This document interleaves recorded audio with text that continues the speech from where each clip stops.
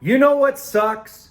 Without a shadow of doubt, we are being lied to daily on such a grand scale, it's hard to know what the truth is. We're being lied to daily about the RV market, the RV industry, the car industry, real estate, oil, groceries. Every time we turn around, somebody that's opening their mouth is lying. And it's just hard to believe anything right now. Welcome to HB RV Lifestyle, the podcast. I'm the host, John Levingston, aka the Honey Badger, here to give it to you straight and transparent about the RV business, as well as some other things. Where I'm starting today, and the reason why you're seeing me here on a weekend, unlike most times when I only usually do this during the day, is because I have gotten a disturbing amount of phone calls from folks that have been scammed out of hundreds and thousands of dollars on TikTok, YouTube, and Instagram, and it has nothing to do with crypto. It has to do with one of the biggest lies that's being spread around the internet, that the used RV market has completely crashed and collapsed, and you could pick things up for pennies on the dollar. Let me show you how to do it. And you can't, I've tried to get TikTok to remove the channels. They won't, because they're not breaking policy, and there's no evidence that I can provide that they're being scammed. I'm trying to get the folks that have been scammed to turn this stuff into the FBI and turn this stuff into, local law enforcement, and to turn it into TikTok. A lot of people are like, no, I'd rather not deal with it. They don't want to get involved, or that's too much work. We need to have an understanding about where the world really stands. Okay?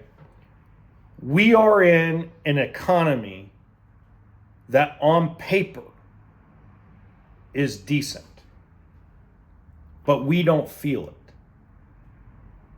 As a common person, which is 99.9% of us, we don't feel it. We don't see it. Because what we see on a daily basis is when we go to the gas station in Texas, we were at $1.99 a gallon, 2 months ago, and now we're at over $5 a gallon in some places in Texas. It's like Texas and California decided to be best buddies all of a sudden. You have a national gas average that may top out at $7 or $8 a gallon. And that is scary when you look at that big number. When you go to the grocery store, your money doesn't stretch and get you as much stuff as it did prior to COVID lockdowns. But on paper, we're in a decent economy. RVs still sell both privately and at dealerships. Now, some guys have made stupid decisions and are suffering for those stupid decisions, but c'est la vie. So the problem is everything depends on who's in office. When a Democrat's in office, the economy is the best thing since sliced bread. And the Republicans point all the little things out. Now Republicans are in power and telling everybody what a great economy we're in. And the Democrats are pointing the finger, yeah, but what about gas prices and oil? It is funny that you have billionaires sitting on a platform bitching about other billionaires and their greed. So if you didn't like how greedy billionaires are and you're a billionaire, give up all your money and live as a homeless person. I mean, we live in a world that right now is just completely full of shit. It's crazy. And a lot of you are going to make the mistake of halting your life. A lot of you. A lot of you are going to kick back and you're going to go, nope, I'm not doing anything this summer. Nope, I'm going to stay at home and play video games and drink beer. I'm not going to go see the Grand Canyon. I'm not going to go visit national parks. I'm not going to hop on a plane and go to Hawaii. I'm not going to go and hop on a plane and go to Mexico. A lot of you are going to take all those plans and put them completely on the back burner. We'll do it next summer. Well, I can tell you right now, we don't know if we have next summer. My dad died at 42 years old. I turned 42 this year. The average male in my family, blood relative wise, lives to be about 45. That's the average. Now, my Uncle Joe surpassed that. He's now in his early 60s. But my blood grandfather died of a heart attack at 36. My dad, 42, cancer. Two of my uncles on my grandmother's side died at the age of 35. My kid's son passed away of a brain aneurysm at 14. We watched a 17-year-old die of COVID during COVID. We don't know if we have next summer. Now, does that mean go be a wild animal and do stupid things with your money? No. But what it means is if you planned on, in this industry, on buying a small travel trailer and visiting 5 national parks this year, don't visit 5, visit 2. Don't go buy a $60,000 Airstream. Go buy a $20,000 Forest River E-Pro.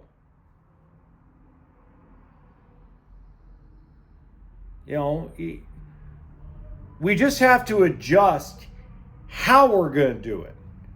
Don't adjust when you're going to do it, because you just never know. I've seen the healthiest people in the world fall down without warning, without any signs. And all you do is sit there at the funeral and go, holy crap, I'm so shocked. Ate well, didn't drink, didn't smoke, exercise daily. And then you sit there and wonder, like, my godmother lived to be 104 and she was a 3-pack-a-day smoker for 50 years of her life. And then she got it cut down to 1 pack a day when she reached 75. So we just don't know. And what happens is all these lies is all about control.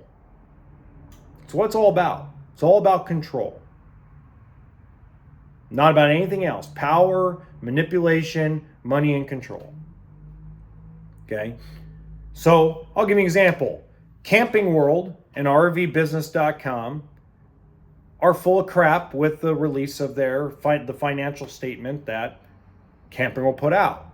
The headline was $1.5 or $1.35 billion in revenue. The goal of a company like Camping World is to throw as much propaganda out there as possible to try to float their stock price to have the valuation of their company higher. Now, am I going to say that's evil and wrong? No. They employ a lot of people. They keep a lot of factories moving. Whether you have a personal vendetta against them or not, they bring a lot of jobs and give people a lot of paychecks. But they still lie. They lie to bring new investors in. But all you got to do to get to the truth is not read RVBusiness.com or RVNews.com and read the headlines, but go ask Camping World for an actual financial statement, or take the financial statement they post and actually read through it line by line and get a real idea of what the truth is.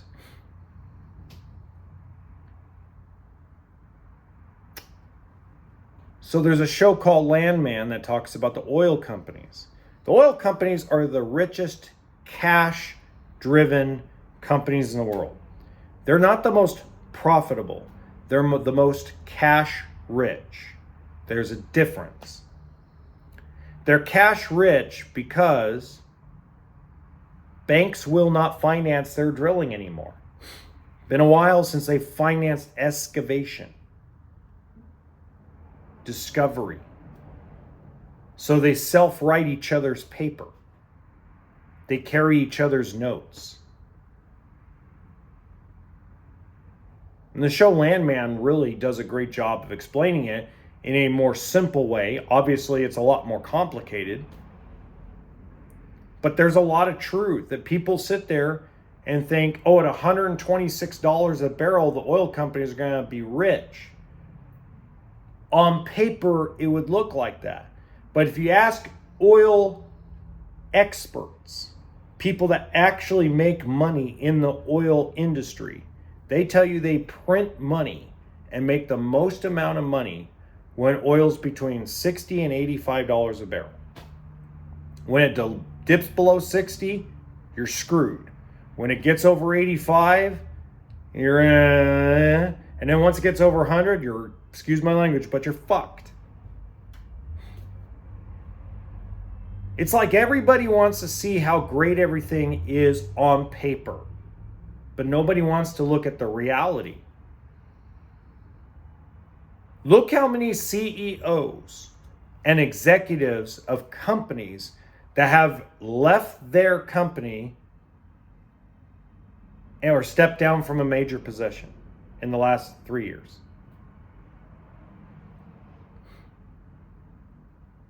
You don't think they see the writing on the wall that their leadership is not bringing in the bucks anymore and that there has to be a change of the guard? Disney, Camping World, just a couple things.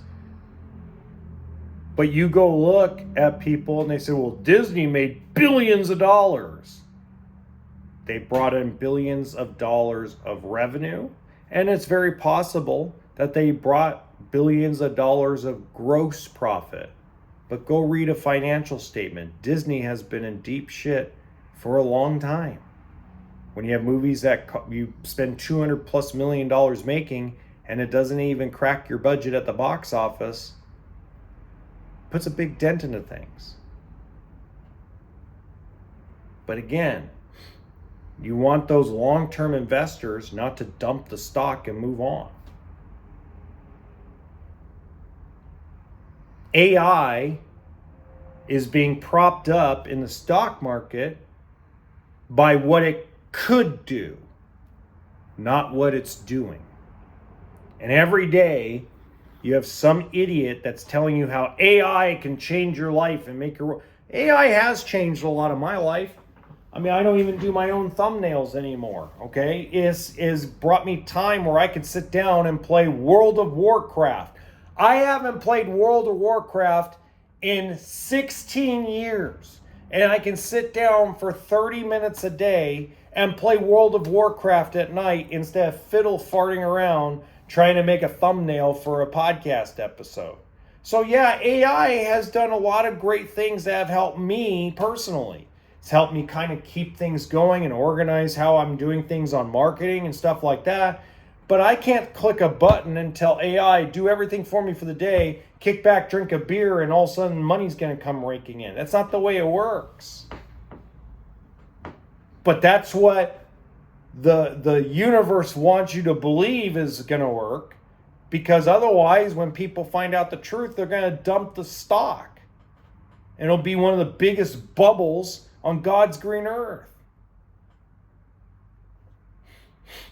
The AI bubble will burst if there's not this major breakthrough that makes AI actually work the way they say it's supposed to. And I don't think that's happening anytime soon. Will AI eliminate entry-level jobs? Yeah. Because now instead of needing 5 people to do a simple task, you only need 2 to 3. And all they have to do is half-ass know what they're doing with AI, know how to read, know how to fix things, and off it goes. So the work of 5 people now can be done by 2 or 3. So AI has made an impact. But has it made the global impact that's going to destroy the world like John Connor and Terminator franchise? It's possible it could, but for now it doesn't. So stop waiting.